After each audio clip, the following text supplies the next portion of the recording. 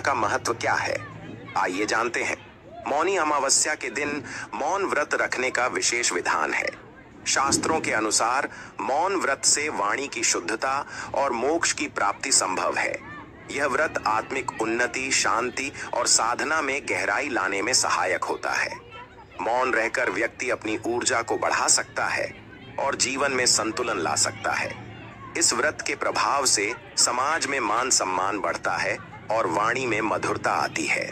मौनी अमावस्या का व्रत केवल धार्मिक अनुष्ठान नहीं है, बल्कि आत्मनियंत्रण और ध्यान के माध्यम से आंतरिक शांति प्राप्त करने का सशक्त साधन भी है।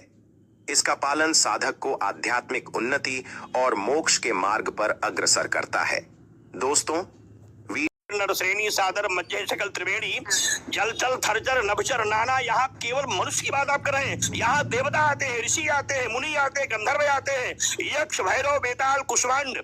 ऋषीणाम सर्वभूतेषु वसुंधरा तिष्ठते मया सर्वात्मा समातिष्ठ तस्य माया प्रपद्यतो। यहाँ सभी देवता लोग आते हैं, ऋषि आते हैं, मुनि आते हैं, फिर 82 देश के लोग आएंगे।